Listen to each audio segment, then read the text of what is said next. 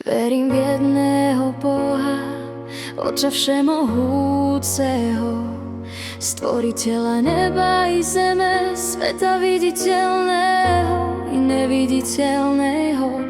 Verím v jedného Pána, Ježiša Krista, jednorodeného Syna Božieho, zrodeného z Otca pred všetkými vekmi. Boha z Boha, svetlo zo svetla pravého, Boha pravého, splodeného, nestvoreného, jednej podstaty s Otcom. Skrze neho bolo všetko stvorené, on pre nás ľudí a pre našu spásu zostúpil z nebies a mocou Ducha Svätého vzal si telo z Márie Panny a stal sa človekom. Za nás bol aj ukrižovaný za vlády.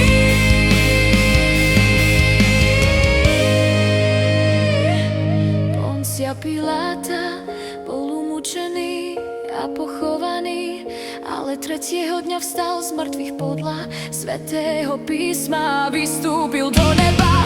Sedí po pravici Otca a znova príde.